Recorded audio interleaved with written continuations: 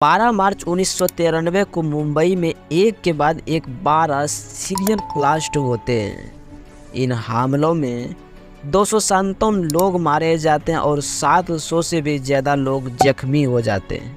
ये हमले भारत के बाहर बैठे दाऊद इब्राहिम और उनकी डी कंपनी ने करवाए थे।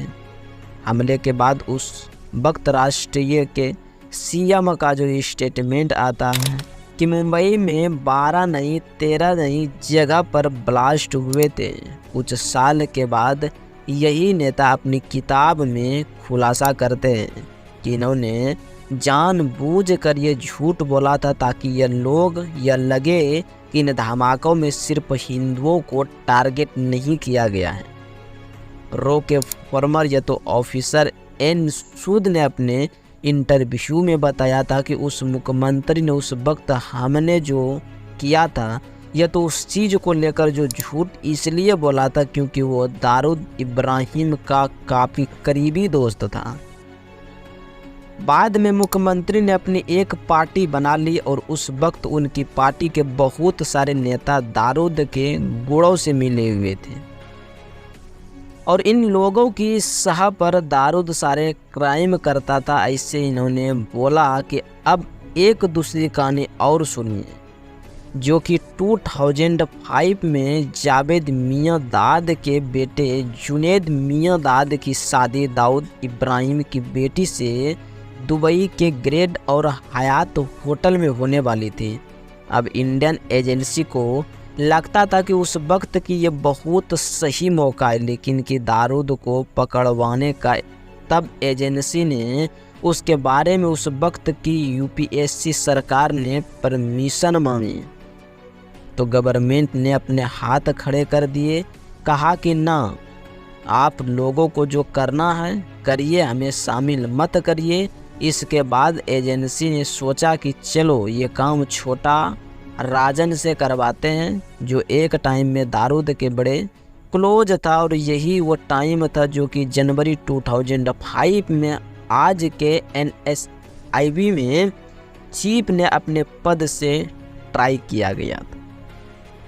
तब एजेंसी ने उन्हें इस ऑपरेशन की कमाल सौंपी थी और डोभाल साहब ने ऑपरेशन की पूरी तैयारी भी करी थी, लेकिन कि छोटा राजन के दो साथियों विक्की और मोहत्रा, जो कि फरीद को कांटेक्ट किया गया, उसके पार्टनरशिप या तो पासपोर्ट भी तैयार किए गए उन्होंने भेजने की, लेकिन उनकी पूरी तैयारी कर ली गई। लेकिन डोभाल साहब जो है विक्की और मोहत्रा फरीद का फाइनल मीटिंग दे रहे हैं, मगर तभी मुंबई पुलिस का एक डीएसपी वहां आता है और वहां इन दोनों एजेंसी को गिरफ्तार कर लेता है।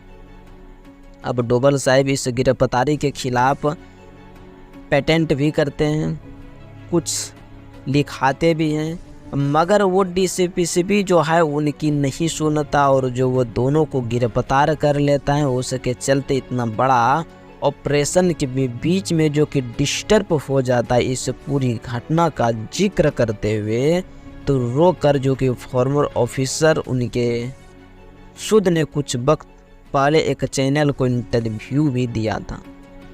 सुद साहब ने यह बताया था कि अब ऐसा तो नहीं हो सकता है कि आईबीवी का इतना बड़ा ऑपरेशन होने वाला है और डीएसपी फॉर्मर आईबी चीफ की मर्जी के खिलाफ किसी को अरेस्ट कर ले। इसका मतलब क्लियर था कि उस डीसीपी पर उस वक्त महाराष्ट्र के किसी बड़े पॉलिटिशियन का प्रेशर था। उस पॉलिटिशियन के पास उसके सोर्सेस के थ्रू दाऊद के खिलाफ होने वाले ऑपरेशन की जानकारी पहुंच गई है और इससे पहले कि आईवी कुछ कर पाती, जो कि उसने ही ये सारा ऑपरेशन या तो डिजर्व करवा दिया गया था। लेकिन कि वीडियो के शुरू में मैंने आपको दोनों किस्में और इसलिए बताए क्योंकि इसके पीछे अपनी वजह है।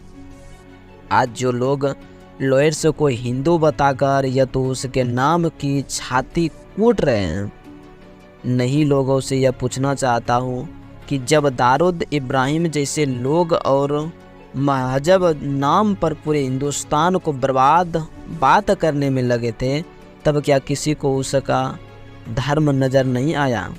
अभी तो ऐसे 2 ही किस्में सुना है, मगर ऐसे 2 नहीं यानी कि 200 किस्में जो आपका सर शर्म से नीचा कर देंगे।